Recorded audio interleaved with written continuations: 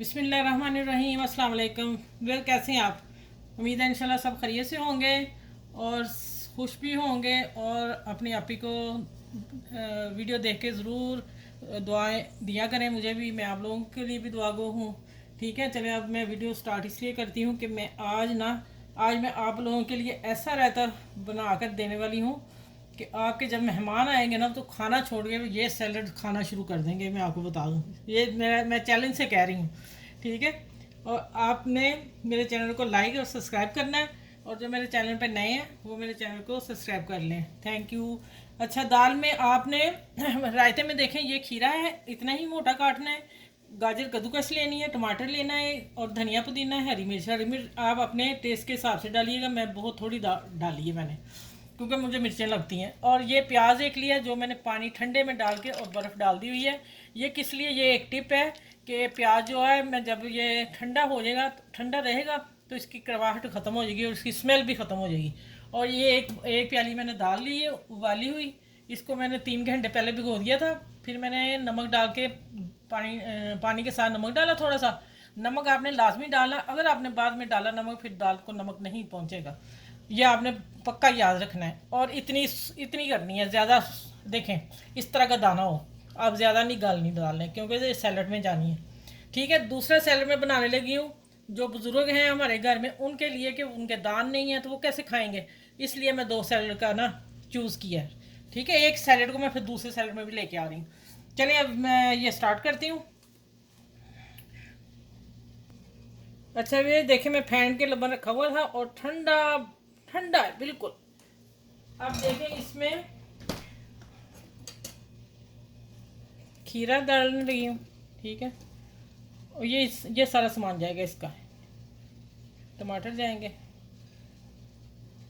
और हरी मिर्च पुदीना और धनिया, और प्याज का मैं पानी निकालती हूँ, उसमें बर्फ़ डाली हुई है, ठंडा है, ये मैं निकाल के लेके आती हूँ फिर बताती हूँ पौधे में।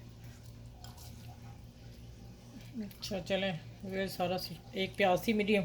ठीक है, और इसमें, और इसको आपने याद रखना है कि लबन जो है ना, मैं फिर कह रही हूँ ठंडा, और प्याज में बर्फ़ और ठंडा पानी डाल के रखिएगा, इसलिए कि वो हो जाएगा, उसकी स्मेल ख़त्म होगी जब दोबारा बोल रही हूँ।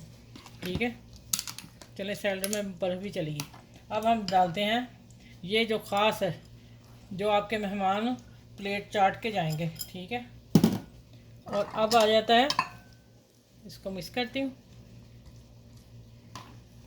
चलें, ठीक हो गया। अब इसमें जाएगा साबुत ज़ीरा, रायता इसी से बनता है। साबुत ज़ीरा डालेंगे, नमक और काली मिर्च, ये 3 मसाले इसमें मस्त जाएंगे। ठीक है, फिर सैलड तैयार होगा, बड़ा मज़े का, हल्का फुल्का, जायकेदार और हमारी सेहत के लिए परफेक्ट सैलड। चलें, ये देखें ये सैलड तैयार हो गया। अब मैं दूसरा सैलड तैयार कर लूँ जो बुज़ुर्गों को देना है। ठीक है, वो तो ये नहीं खा सकेंगे ना। ये हो गई तैयार डिश इधर सैलड की। अब आ जाते हैं,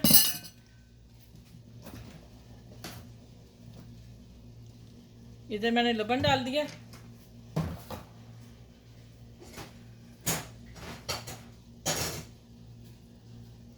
दाल, और ये खीरा कद्दूकश किया हुआ, गाजर कद्दूकश।